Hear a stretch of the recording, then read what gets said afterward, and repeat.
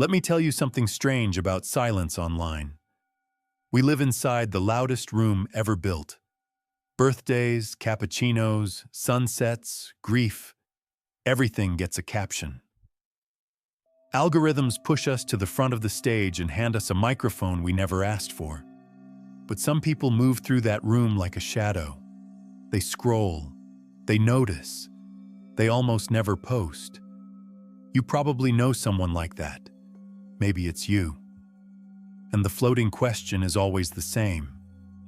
Why stay invisible when attention is the currency? The easy answer is they're shy. The truer answer is messier and more interesting. For some, silence isn't emptiness. It's control. It's the decision to hold parts of a life away from strangers' hands. Whether we admit it or not, the feeds rewired our instincts. They reward performance, amplify noise, and convert presence into metrics. In that economy, the ones who stay in the wings often see the stage most clearly. They watch without interrupting, think before reacting, weigh before judging. It's not a lack of expression, it's a different tempo, a choice to keep their own rhythm when the world is drumming too fast. There's psychology under that quiet. People who post less often lean on self-restraint, reflection, and a strong internal compass. They're less pulled by comparisons and less hungry for applause. They're not busy proving who they are. They're busy understanding it. Understanding takes time and a kind of privacy that doesn't translate well to a feed. Because most posts aren't just communication, they're construction. Little bricks of identity stacked in public. Every caption asks, "This is me. Do you approve?" Slowly, our sense of self starts outsourcing itself to the crowd.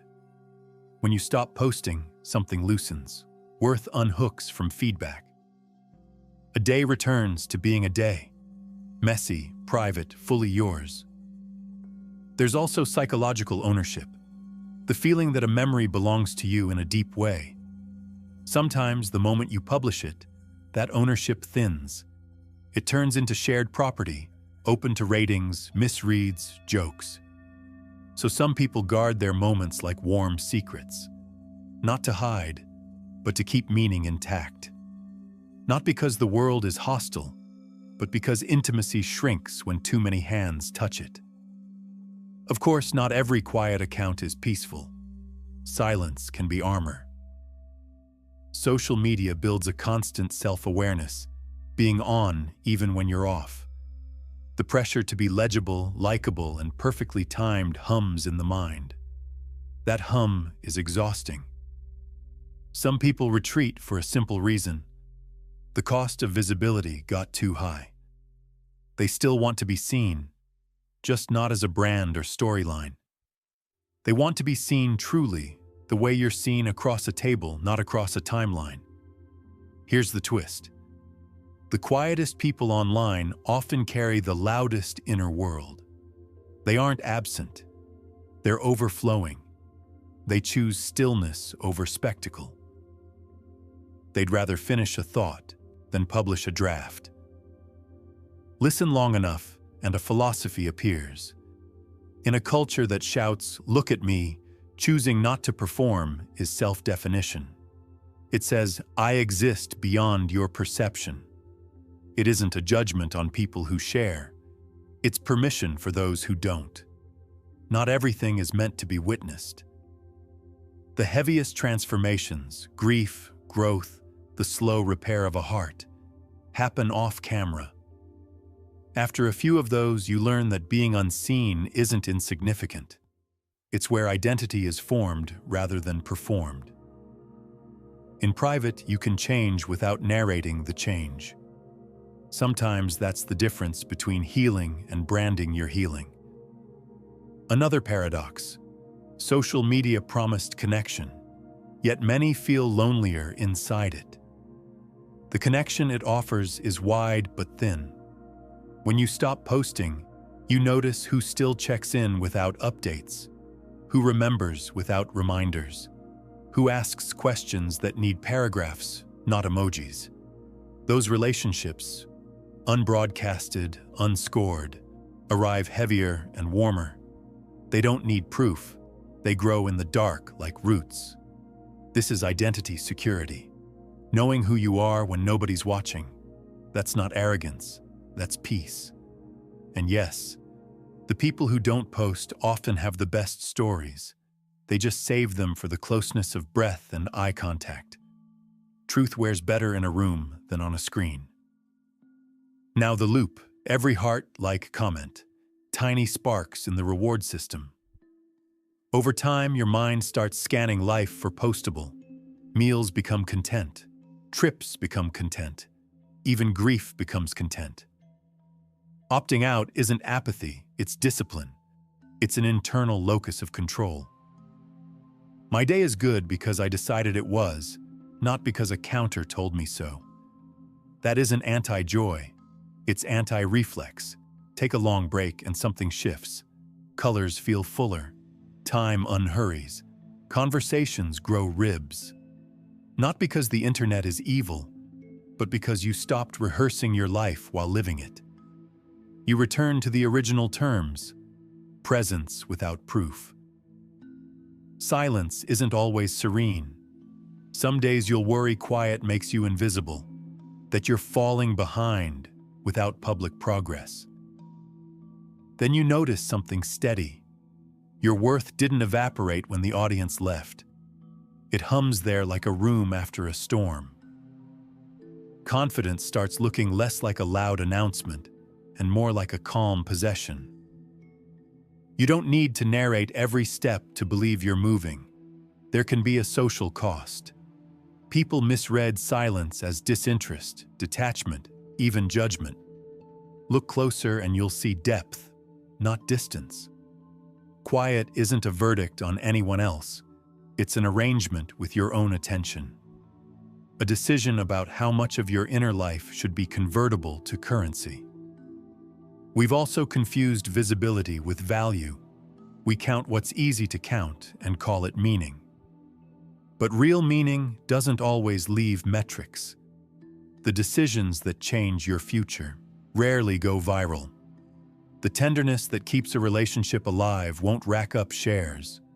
The apology that rebuilds trust happens in a whisper no platform can hear. This is where congruence matters. The alignment between who you are inside and what you show. In the age of filters, that line bends. The more we curate, the more we become custodians of a public version of ourselves, polishing it until it gleams and stops breathing.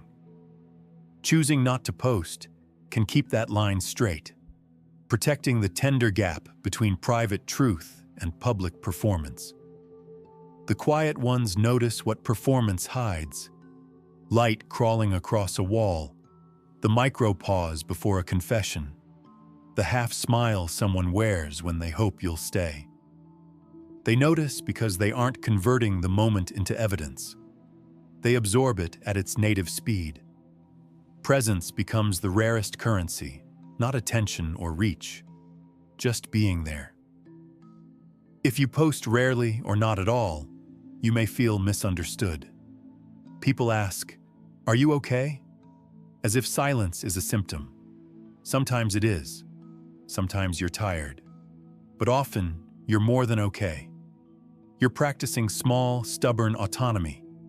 You're keeping rooms in your life with the door closed, lights on, nobody else inside. And if sharing brings you joy, community, or creativity, that's real too. The point isn't to romanticize silence or demonize speech. The point is noticing the why beneath your choices. Are you posting to connect or to be confirmed? Are you silent to protect meaning or to avoid it? Honesty lives in both directions. Try this. Do something meaningful and resist the reflex to document it. Make a meal that never becomes a photo. Write a paragraph you don't publish. Watch a sunset and tell no one. Notice what rises, relief or grief.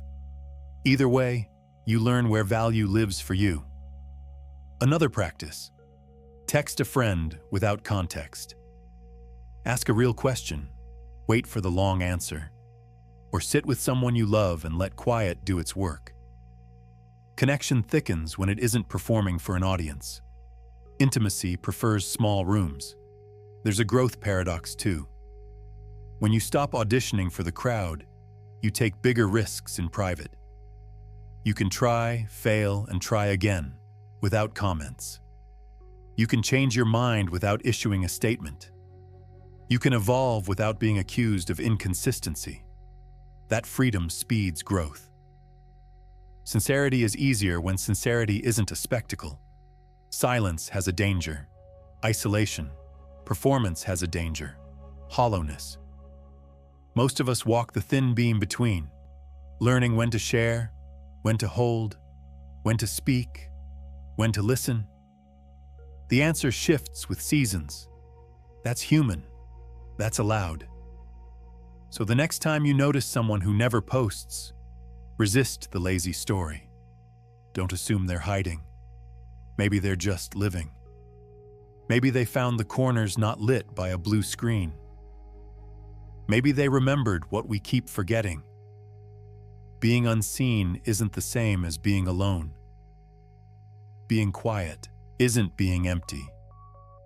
Sometimes the truest version of you is the one no one can scroll. And if that's you, quiet by choice or by need, here's a small blessing. May your private moments stay warm. May your memories belong to you first. May your friendships be measured in presence, not in posts. May your attention come home to the room you're in. Because in the end, we weren't designed to be performances. We were designed to be people, contradictory, changing, hard to summarize, bigger than captions, slower than feeds, deeper than good light. The ones who don't post remind us of that. Not with a manifesto, not with a thread, not with a reel, but with a life lived at full depth without witnesses. They remind us, quietly, stubbornly, beautifully, that a life can be real without being watched, that meaning can be heavy without being seen, that the heart can be whole without applause,